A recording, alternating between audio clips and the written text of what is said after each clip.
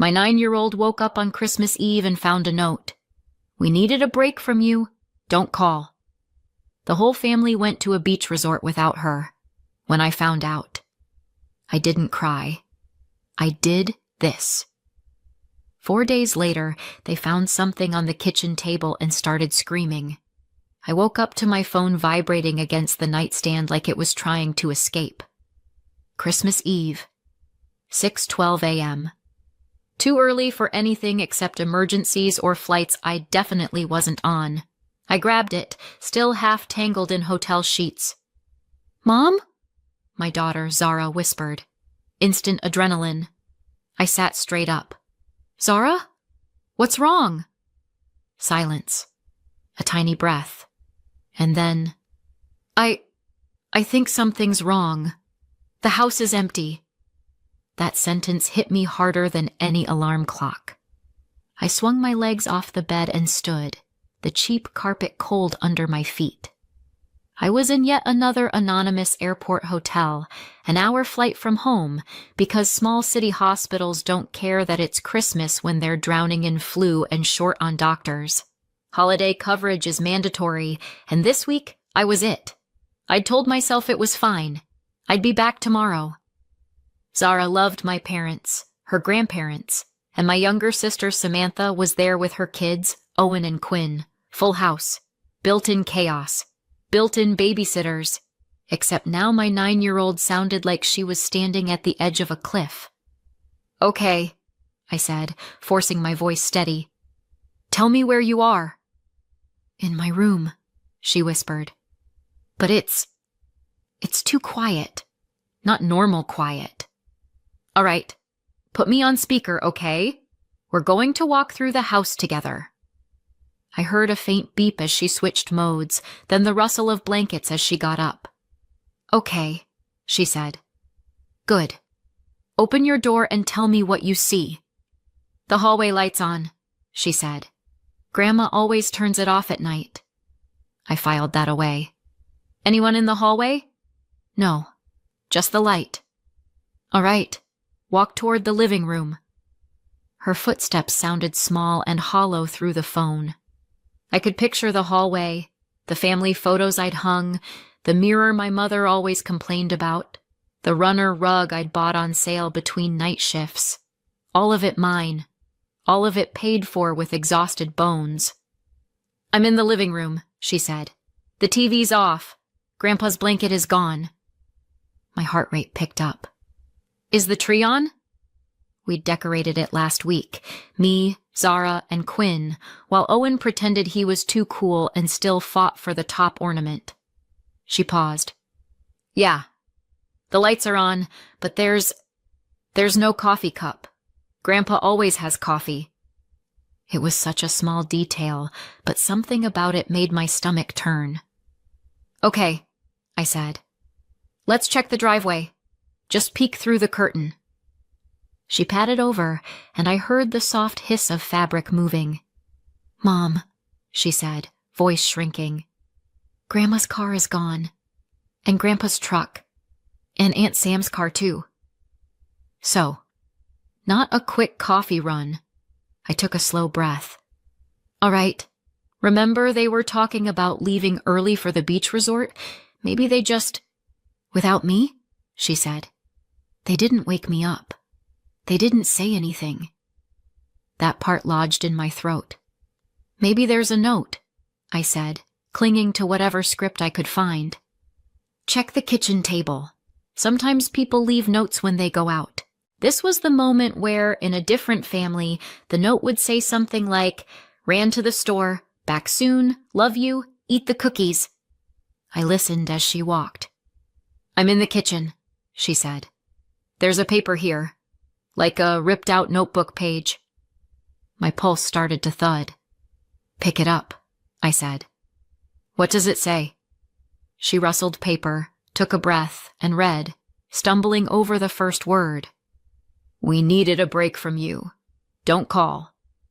The hotel room went very, very quiet. Not because there was no noise. It was full of humming AC, distant doors slamming, someone laughing down the hall. But inside my head, Everything went silent and sharp. I pressed my fingers into my forehead. That's all it says? Yes. Her voice cracked. Mom, did I do something bad? No, I said immediately. Absolutely not. That note is wrong. They were wrong to leave it, and they were wrong to leave you. I walked to the tiny window and stared out at a generic parking lot, just to have something to look at that wasn't my own reflection. Okay, I said. We're going to do a quick sweep. Stay on the line.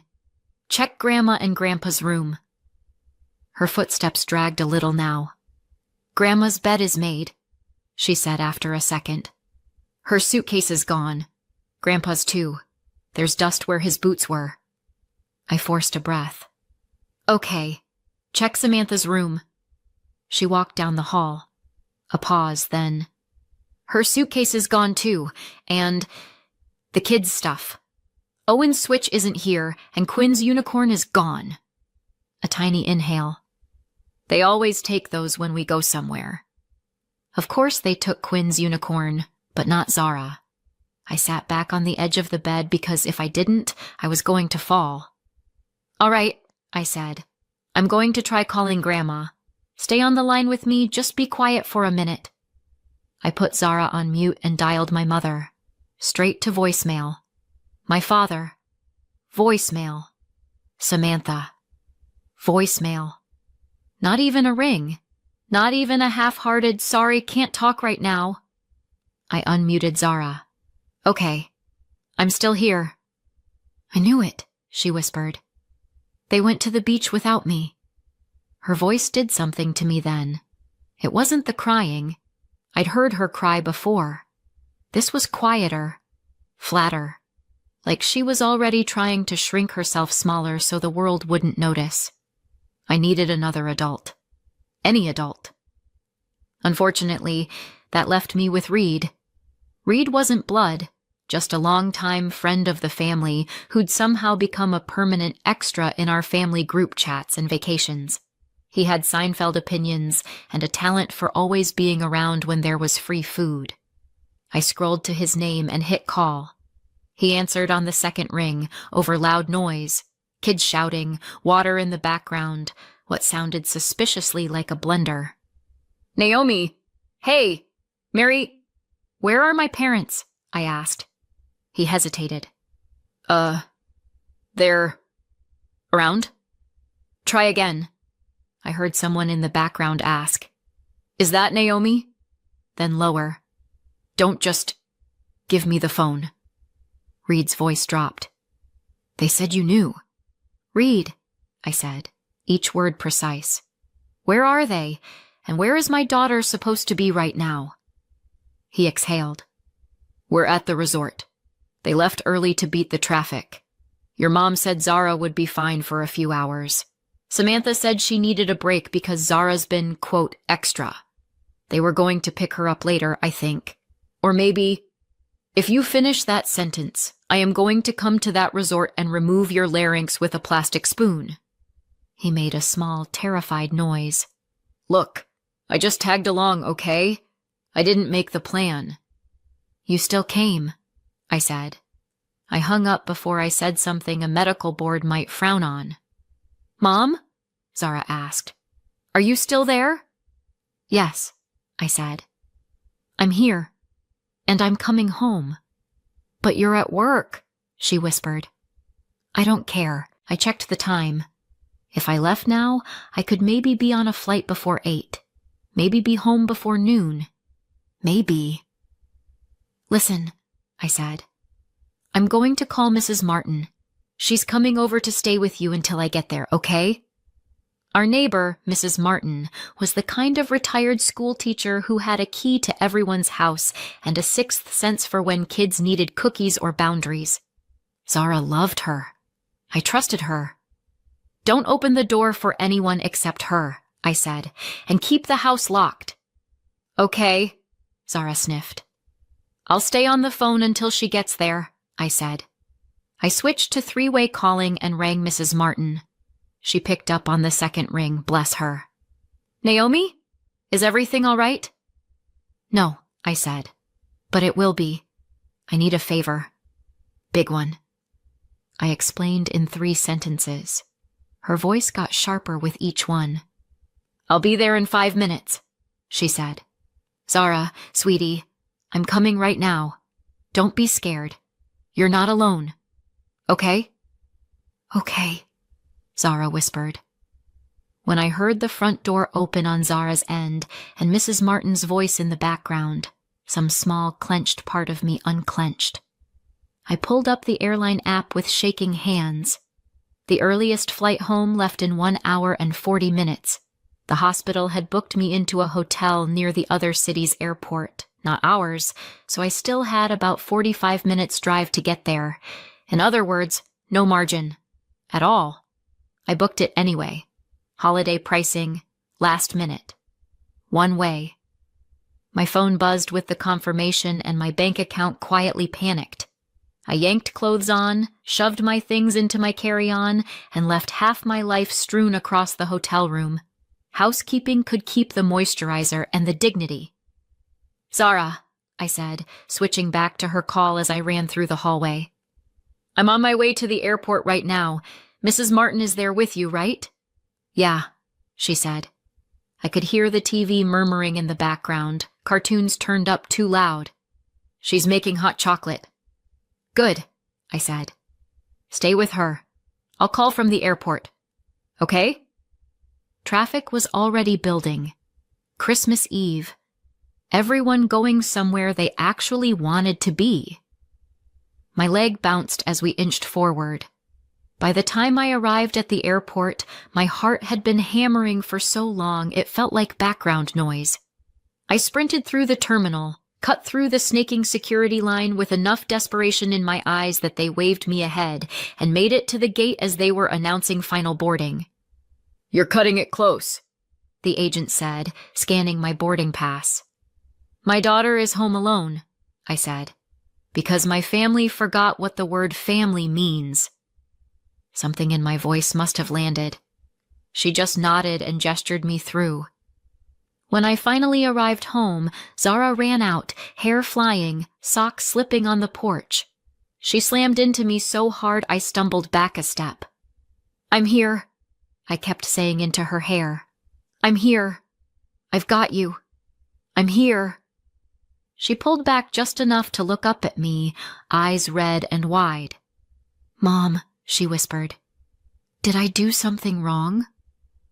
There are moments in medicine where you know, instantly, that if you screw up even a little, someone dies. This felt like that.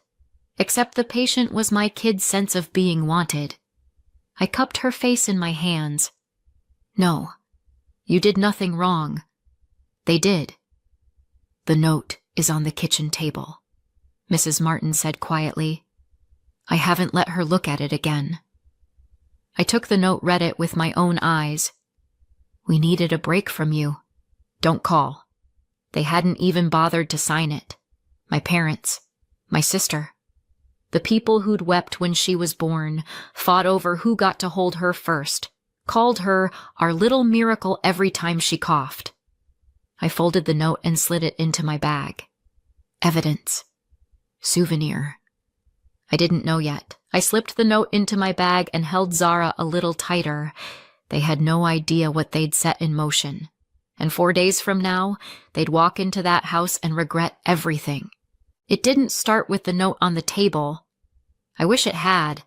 I wish there had been one big moment I could point to and say, there. That's where everything cracked. But things like this don't break at once. They wear down slowly, like a hinge you stop noticing until the door falls off. I'm the oldest. Samantha is the youngest. That alone should tell you most of the story. I was the one who remembered bills, appointments, birthdays. She was the one who remembered fun.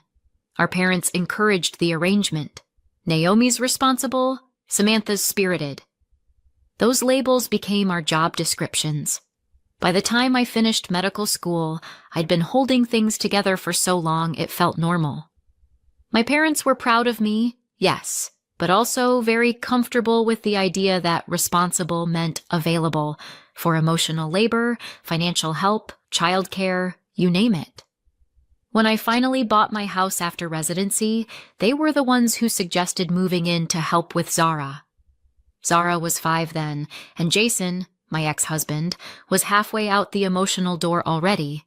The offer felt like stability, so I said yes. It didn't take long to realize I'd invited 2 extra adults to live in my home while I worked 60-hour weeks. Then Samantha moved in too, after a breakup left her with 2 kids, Owen and Quinn, and nowhere affordable to go. One temporary week turned into months. Months turned into years. And somehow, I was the only person paying for anything. Mortgage, utilities, internet, streaming, groceries, insurance. If it had a bill, it had my name on it. If I brought it up gently, my mother clutched her chest and said, "We're doing our best. Besides, you make more than any of us ever did." Maybe that was true.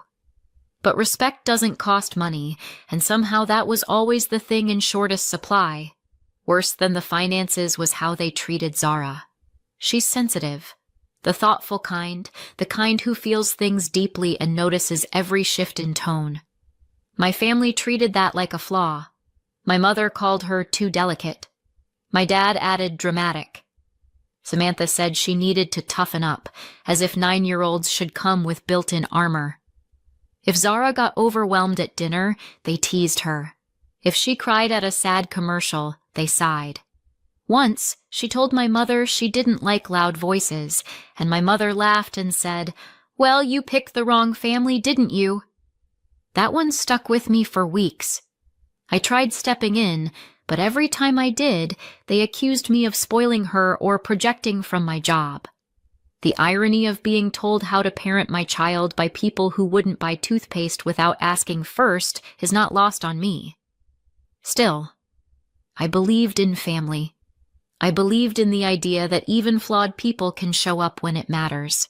So when Samantha suggested the Christmas beach trip months ago, a big family thing, all of us together, I said yes. Even though money was tight. Even though I'd have to join them later because I'd been assigned to a mandatory Christmas Eve shift in another city. They insisted they'd take good care of Zara, that she'd be surrounded by people who loved her. The night before I left, Zara said quietly, "Sometimes they're mean, and I don't know why." I hugged her and told her she was safe. I believed it because I needed to. The next morning, I left for work before sunrise, and while I was stitching up strangers and answering pages, they packed their bags and drove to the beach without her, leaving my 9-year-old daughter behind with nothing but a handwritten note. After I got back and peeled Zara off my coat, the first thing I did wasn't scream or plot or burn the house down. I fed her. She kept insisting she wasn't hungry, but her hands were shaking, and she hadn't eaten more than a few bites of toast with Mrs. Martin. So I made grilled cheese and tomato soup, classic comfort food, doctor-approved therapy, and sat with her until she got halfway through the sandwich. Only then did her eyes stop darting toward the front door like she expected someone to jump out yelling, "Gotcha!" No one did. When Mrs. Martin finally left, with strict instructions to call her if I even thought about needing help, I put Zara in my bed, drew the curtains, turned the TV to something gentle, and watched her fall asleep in minutes. Kids crash hard after fear. Adults just pretend they didn't. I went back to the kitchen. The note sat on the counter like a crime scene exhibit. "We needed a break from you. Don't call." It still didn't feel real. Not because I didn't believe my family capable of cruelty, they'd always been good at that, but because of the sheer effortlessness of it. A torn notebook page, a scribble, a shrug disguised as handwriting. I photographed the note, the empty hooks, the missing toothbrushes, all the quiet evidence they'd packed and left. All of them, except Zara. Document, assess. Plan. The triage instinct was automatic. Urgent. Zara. Serious. detoxing the environment she'd been drowning in. Non-emergent. Everything that wasn't her. When she woke up later, we curled on the couch and watched a movie, one where misunderstandings lead to songs instead of therapy bills. She pressed into my side like she was anchoring herself. "Where do you think they are right now?" she asked. "At the pool," I said. Honesty mattered now. "Do you think they'll come back tonight?" "I think they'll come back when the resort kicks them out," I said. "But you and I won't be here." She blinked up at me. "We're leaving?" "Yes," I said. "We're taking our own little vacation." Her eyes lit up, fragile but hopeful. "Will there be hot chocolate?" "There will be hot chocolate until you beg me to stop." She snorted softly. It was almost a laugh. After she fell asleep again, I made calls. First to a colleague who rents a small furnished apartment near the hospital to traveling nurses. I'd covered Thanksgiving for him last year when he got sick. "You can have it for as long as you need," he said. "I'll text the door code."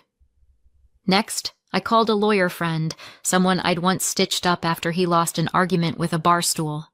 He answered like he expected me to say something sarcastic. Instead, I said, "I need to get people out of my house." Instant silence. "They paying rent?" he asked. "No." "Lease?" "No." "They get mail there?" "Yes." "Okay, they're licensees. You can revoke permission to stay. Put it in writing. Give them a short deadline. After that, you start the eviction process if they're still squatting. Can I post the notice while they're gone?" "It's ideal. Less drama." A beat. "Naomi? You all right?" "Getting there," I said. The next morning, Christmas Day, I told Zara to pack her favorite things: clothes, books, stuffed fox, the little lamp she loved. I packed the rest: school supplies, comfort items, the drawings she'd taped to her wall. "We're not coming back?" she asked. "We are," I said. "But not with them." Her lip wobbled. "Like the note?" "No, not like the note. They left you to get a break. I'm taking you to get safe." She nodded slowly, and we loaded everything into my car. Then came the last step. I walked the house one final time. I didn't touch their sentimental junk or strip their rooms bare. I didn't throw anything out the window, tempting. I didn't retaliate. I just printed 3 copies of the notice. "Effective immediately, your permission to reside in this property is revoked. You have 7 days to remove your belongings. Failure to do so will result in formal eviction proceedings. Do not contact Zara. Communications go through me only." I signed my name. 1 copy went on the kitchen table, the exact spot where their note had been. 1 on the inside of the front door. 1 on my parents' bed. Then I locked up, checked the windows, set the alarm, and walked out with my daughter's small hand wrapped around mine. The apartment was tiny. Squeaky couch, thin walls, the kind of kitchen where you can stand in one spot and touch everything. But it was quiet. It was ours. That night, Zara and I sat on an air mattress eating takeout pad thai and watching cartoons on my laptop. "Is this just for Christmas?" she asked. "We'll see," I said. "How do you feel here?" She looked around thoughtfully. "It's small." "Yeah." "But it's nice," she added. "No one yelling at the TV." "Right?" I said. Football was a personality in that house. She giggled, small but real, and for the first time in a long time, the silence felt peaceful instead of dangerous. Somewhere, hours away, my family was probably complaining about overpriced poolside drinks and sunburn. I didn't care. For the first time in years, I could hear myself think, and Zara could breathe. They came back 4 days later. I knew the moment it happened because my phone started ringing over and over again. Not just once or twice, the kind of calling pattern people have when they're panicking and want you to fix something for them. I didn't answer. Zara and I were sitting at the little table in the apartment, coloring together. She wasn't talking much, but she didn't look frightened anymore. Just tired. And she kept glancing up at me every few minutes, checking that I was still there. My phone buzzed again. This time I answered, because I needed to hear their voices, not rely on imagination. It was my mother. "Naomi?" she said, breathless. "Where are you? Where is Zara? Why is the house empty?" I kept my tone steady.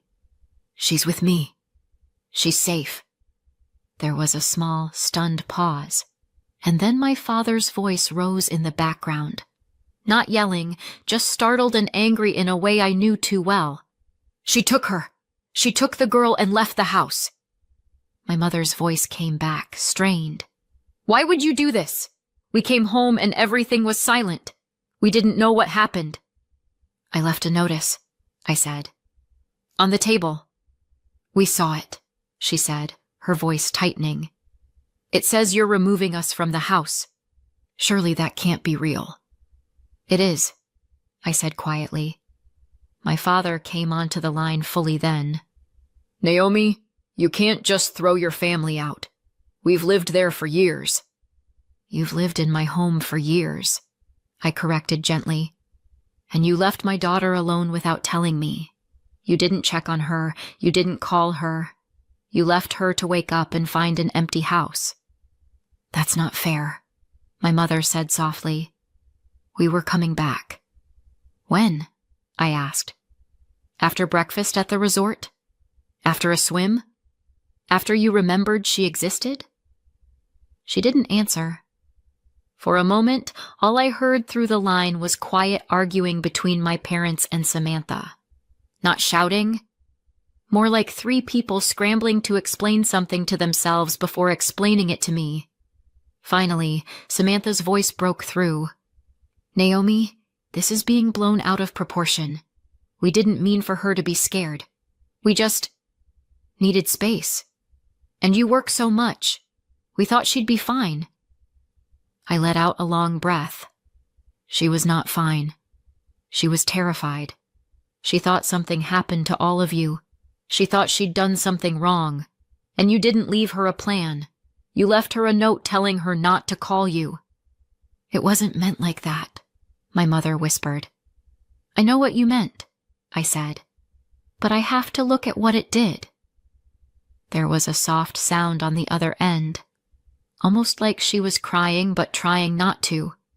Part of me hurt hearing it, but another part, the part that held Zara while she trembled, stayed firm. "You have 6 days to move your things out," I said. "I won't argue about it. I'm not changing my mind." "Naomi," my father said, voice heavy, "you're tearing this family apart." I closed my eyes. "Dad, I'm holding my family together.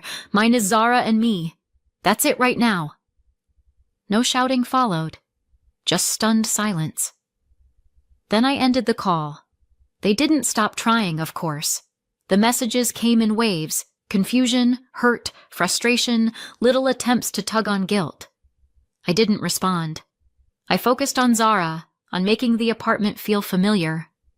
We cooked simple meals, watched movies, arranged her things neatly around the small bedroom. Every night she slept a little deeper. A few days later, on my way into the hospital, they tried showing up in person. A nurse pulled me aside. "Your family is out front," she said. "Do you want me to walk you around the back?" I almost said yes, but avoidance only works for so long. "I'll talk to them," I said. They stood near the main entrance, my parents and Samantha together. They looked different, smaller somehow. My mother's coat wasn't buttoned properly. Samantha's hair was in a messy bun, not the usual picture-perfect style she always insisted on. My father looked tired in a way I hadn't seen before. My mother stepped toward me first. "Naomi, we just want to understand." "That's fair," I said gently. "I'll explain, but only if you listen." They all nodded. "You left Zara alone," I said. "You didn't tell me. You didn't check on her. She woke up terrified. She thought she was the problem. My mother let out a soft, broken sound. I never meant for her to think that. I know you didn't, I said. But that's what happened. Samantha crossed her arms. We were overwhelmed, Naomi. We watched 3 kids, you know. I know, I interrupted. But Zara is not a burden you get to put down because you're tired. She's a child. My child. And she deserves to feel safe. My father rubbed his forehead. So that's it? We're just out on the street? No, I said. You have a week to find a place. You're adults. I trust you can manage. They exchanged looks.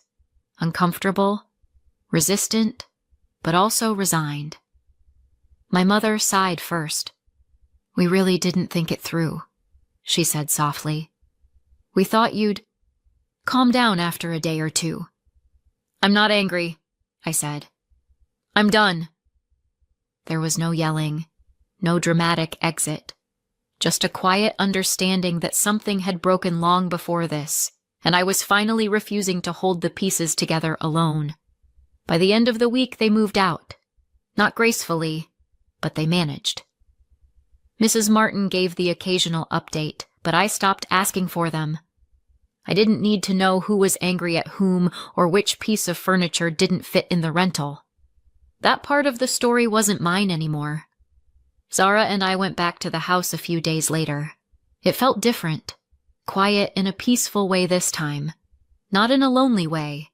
She walked from room to room, touching familiar objects as if checking they were still hers. This is really our house now? She asked. Yes, I said. Ours, and we set up her room together. Fairy lights, drawings, the fox bedsheets she chose. She asked if we'd ever let them come back. Not unless you want to, I said, and only in ways that feel safe. She thought about that, then nodded. That night we made pasta and watched fireworks on TV. She fell asleep on my lap long before midnight. I looked around the room. The same house, but lighter, somehow. Quieter. Ours. And for the first time in a long time, the future felt like something we got to choose. Did I go too far or not far enough? Let me know in the comments and subscribe for more.